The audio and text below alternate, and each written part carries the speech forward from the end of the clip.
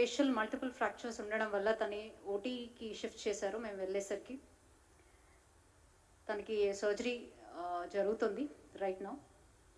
కానీ నిన్న సీతక్క ఏదైతే ప్రెస్ స్టేట్మెంట్లు కానీ లేకపోతే వీడియోస్ ఏదైతే పెట్టిందో గోండు భాషలో వాళ్ళ కుటుంబ సభ్యులు మాకు చెప్పారు తనకి ఏ అత్యాచారం జరగలేదని ఏదైతే వీడియో రిలీజ్ చేసిందో ఈరోజు అదే కుటుంబ సభ్యులు వాళ్ళ కొడుకు వాళ్ళ భర్త ఇన్సిడెంట్ జరగగానే వాళ్ళ మదర్ వాళ్ళతో చెప్పడం జరిగింది అత్యాచారం చేశాడు, తిరిగి మళ్ళీ వస్తున్నప్పుడు మళ్ళీ వెనక్కి వచ్చి దాడి చేశాడని క్లియర్ కట్గా వాళ్ళు ఈరోజు అందరు మీడియా సమక్షంలో చెప్పడం జరిగింది.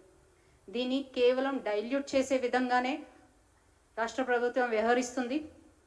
దీన్ని తప్పుదో పట్టించే విధంగా కమ్యూనల్ ఇష్యూగా మార్చే ప్రయత్నం చేస్తున్నది.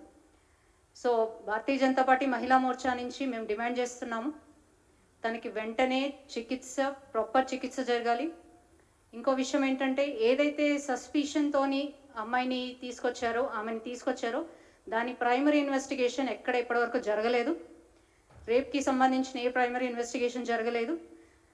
అడిగినప్పటికీ వాళ్ళు ఇప్పుడే మాకు దానిపైన పర్మిషన్ వచ్చింది ఇక మీదే చేస్తాము అని చెప్తున్నారు. అంటే దీన్ని జస్ట్ జాప్యం చేసే ప్రయత్నం రాష్ట్ర ప్రభుత్వం చేస్తుంది. ఎప్పట్లాగానే దీన్ని కమ్యూనల్ ఇష్యూగా క్లోజ్ చేద్దామని చూస్తున్నారు. గిరిజన మినిస్టర్ అయ్యుండి గిరిజనుల పట్ల కూడా ఇంత కూడా వ్యవహారం శైలి మంచిది కాదు. సో సీతక్క గారు కూడా ఇప్పుడు రావడం జరిగింది అక్కడికి. తన దగ్గర ఏ ఆన్సర్ లేదు. మేము భారతీయ జనతా పార్టీ మహిళా మోర్చా నుంచి మేము అడిగిన క్వశ్చన్స్కి తన దగ్గర ఏ ఆన్సర్ లేదు. చేస్తున్నారు అని చెప్తున్నారు. రాష్ట్ర ప్రభుత్వం కూడా ఒక మహిళని పంపించి దాన్ని సర్దుమణిగే ప్రయత్నం చేస్తుంది. ఇప్పుడు కూడా ఆవిడ వాళ్ళకి చెక్ అందియడానికి వచ్చింది. సో వాళ్ళని ఆదుకోవడంలో బాగానే ఉంది కానీ బట్ ఈ అఘాయిత్యాలు ఎవరైతే చేశాడో మగ్దుమ్ అనేది ఆయన వెంటనే ఉరిశిక్ష పడే విధంగా మీ చర్యలు కూడా తీసుకుంటే బాగుంటుందని ఈ సందర్భంగా నేను తెలియజేస్తున్నాను.